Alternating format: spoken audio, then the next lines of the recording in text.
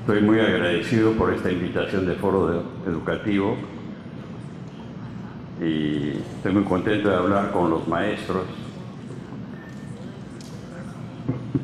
porque yo también tuve una formación, o me desempeñé, probablemente mi primer trabajo fue el de maestro primario y secundario.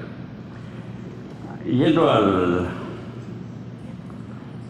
la pregunta, ¿cuál es el marco del país en que se ubica la educación y el maestro? Para decirlo telegráficamente, sin muchas introducciones y preámbulos, el Perú en la actualidad se caracteriza por una situación aparentemente paradójica. Por un lado tenemos un crecimiento económico insólito en el Perú. Nunca en la historia del Perú tuvimos un periodo tan largo y tan saneado de crecimiento económico. Y por el otro lado, paradójicamente, hay un profundo malestar social y una desafección política a las autoridades, a las instituciones, a las normas y valores. Entonces comencemos por ahí, para ver hasta dónde llegamos para bajar a tierra. Después de los años 80 y la instauración del régimen de Fujimori, para decirlo mejor, los años 80 el Perú sufrió, comparativamente con el resto de América Latina, una debacle pocas veces vista en la historia de alguna sociedad de esta región. Nunca el Perú sufrió todas las plagas de Egipto.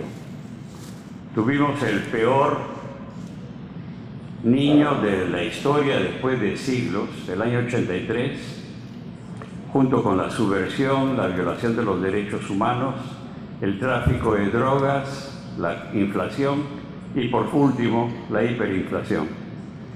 Todo esto arrasó con la sociedad, la política y la cultura del Perú.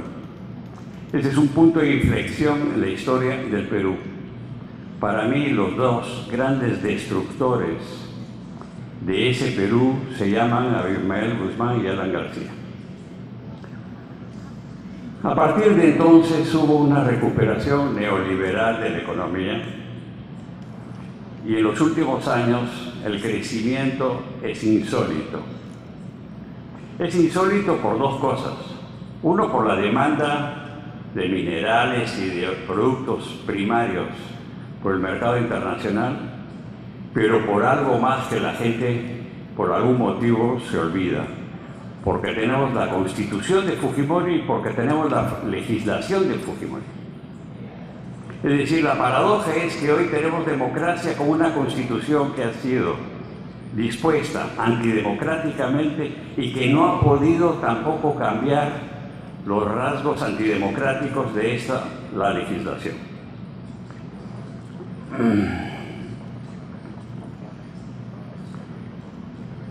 Este famoso neoliberalismo, este cambio brutal que significó a partir de los años 92, ha tenido un impacto probablemente silencioso en el perfil de la sociedad, en la política, en la falta de política del Perú, en la despolitización del Perú y en la cultura, que es lo que va a ser el tema central de mi exposición.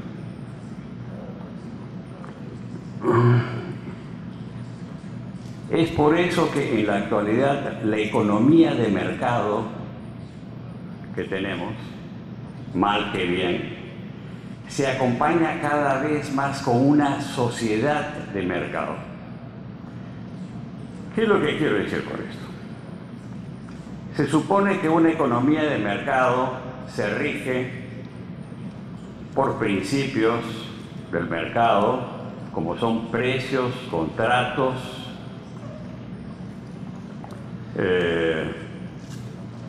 intereses, intercambios de bienes y servicios. La economía de mercado supone producción de bienes y servicios contabilizando costos y beneficios. Una sociedad de mercado supone que precisamente las relaciones sociales se fundamentan en esos mismos principios. Me caso con alguien porque me conviene. La idea de eficiencia y de eficacia penetra cada vez más en la sociedad y en la cultura del Perú. No quiero decir que sea el modo dominante de vivir y de pensar, sino que es la tendencia dominante, más bien. Una sociedad de mercado se fundamenta en el individualismo, el éxito individual, el emprendurismo, neologismo que se ha inventado no sé dónde, y por los símbolos de consumo. No se trata simplemente de consumir, sino qué se consume y cuándo se consume.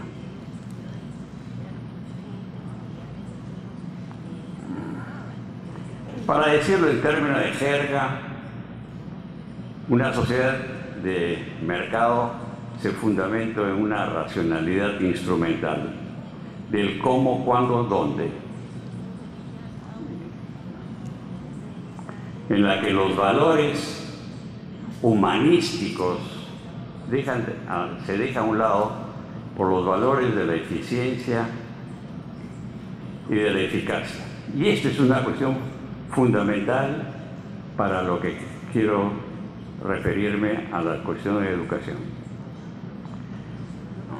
Es decir, esta sociedad de mercado basada en los principios neoliberales valora la iniciativa individual destinada a satisfacer los intereses, necesidades, ambiciones individuales, mostrando signos de éxito.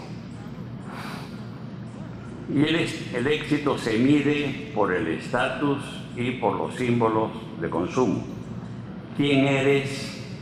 Está dado por la ropa que usas, por las alhajas que tienes, por los vehículos que tienes, por el lugar donde vives. Ahora bien, paralelamente a esta sociedad de mercado, en que los principios mercantiles son los que cada vez cobran mayor fuerza, paralelamente el Perú se caracteriza históricamente por lo que se podría llamar un déficit de Estado. Uno habla con cualquier persona de sectores populares, de sectores medios o de sectores altos, siempre va a decir lo mismo. El Perú tiene una ausencia de Estado, una ausencia física y una ausencia simbólica, porque hay buena parte del territorio en que simplemente no hay una sola institución estatal. Pero si es que la hay, es absolutamente inefectiva. Siempre lo ha sido, en términos de los principios que supuestamente rigen la vida ciudadana. Podemos tener una comisaría, pero podemos tener que, aunque los comisarios estén involucrados en la corrupción, y la corrupción es una institución a todo lo largo del país. Este es un Estado que no logra recaudar lo mínimo necesario para funcionar relativamente bien. Ecuador y Bolivia recaudan más que el Perú. Y si es que recauda poco, no puede producir, gestionar servicios para la población. Pero aún en estas condiciones, los servicios que prestan son profundamente pobres. Hablar con la gente, entonces, uno le dice la delincuencia. Los hospitales funcionan mal, las escuelas son lo que son. La calidad de los maestros y los ingresos de los maestros son lo que son. Es decir, si hay pocos ingresos, si hay pocos recursos, no hay suficiente Estado. Pero no basta con que haya recursos para que haya suficiente Estado. Tenemos Saudi Arabia, que puede ser el país más rico del mundo, pero ahí no hay un Estado en el sentido liberal de la palabra. Entonces lo que tenemos es una contradicción. Por un lado, una sociedad de mercado que valora mucho los principios del mercado y por el otro lado, un déficit de Estado que no complementa, que no satisface las necesidades ciudadanas. El resultado que esto da es que el nivel de la cultura en el Perú en este momento cada vez más penetra el criterio mercantil y cada vez menos los criterios de carácter ciudadano. Pero desde las cosas más pequeñas, la circulación vehicular en las ciudades, el que puede, puede. La cultura llamada informal es la que predomina, y la cultura informal significa normas que no son las normas convencionales o legales. Circular en un vehículo en Lima o en cualquier parte es esperar cualquier cosa menos el cumplimiento de las normas. Y si es que eso uno lo toma, lo puede seguir extendiendo por todo lado.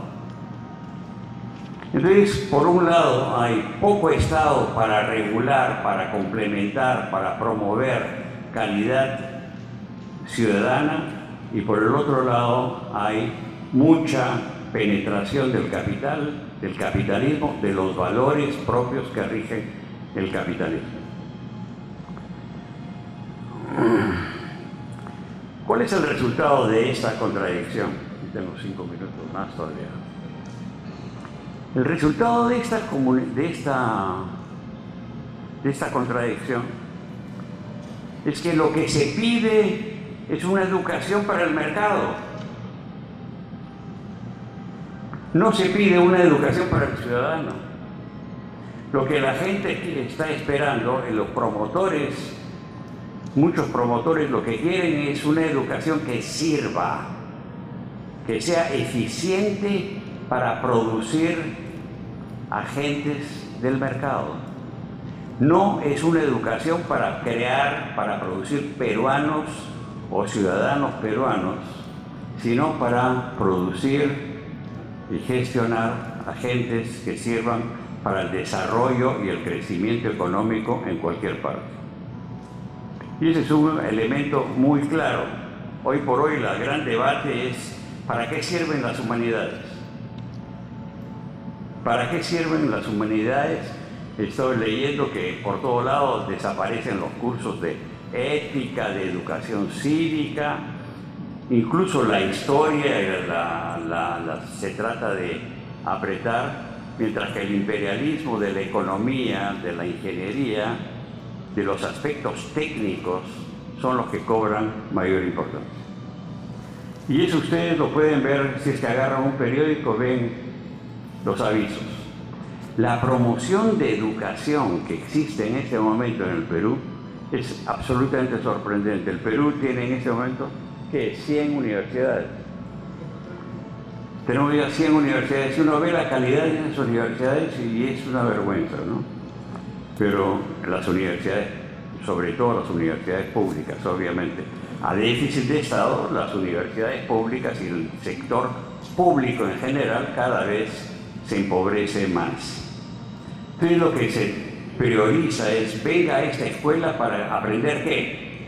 Administración de negocios, que es lo primero de todo. Las buenas universidades son las que promueven administración de negocios, economía y ramas afines.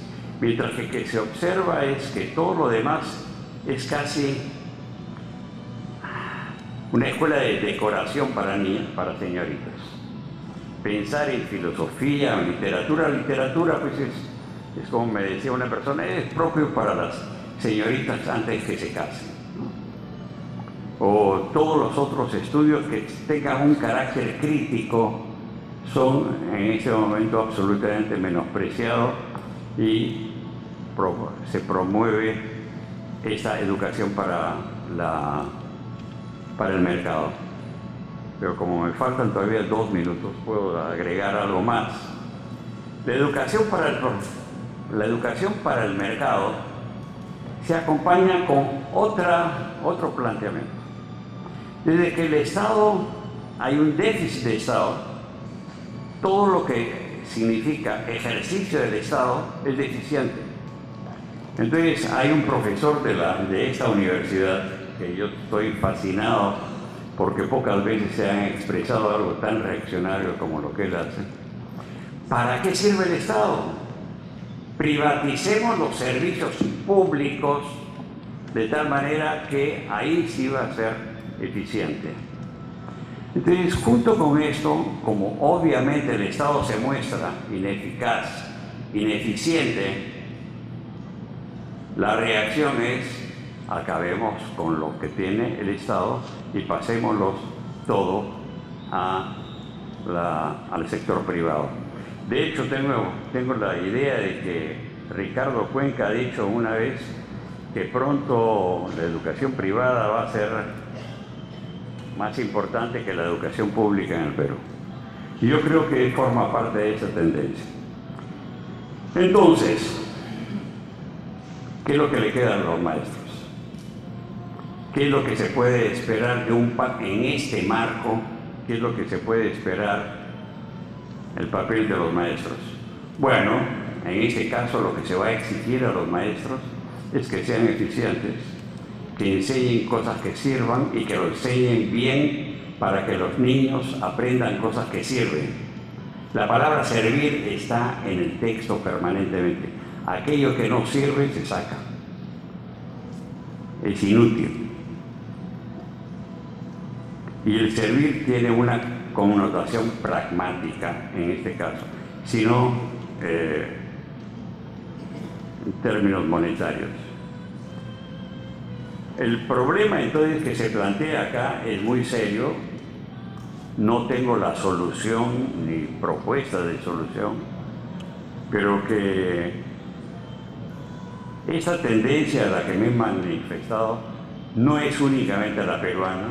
Yo creo que es una tendencia universal, que lo vemos por la crisis de la democracia en todas partes, por lo que vemos la crisis del Estado por todos lados, porque creo que estamos viviendo un momento de transición histórica en el mundo entero. Y me paro acá.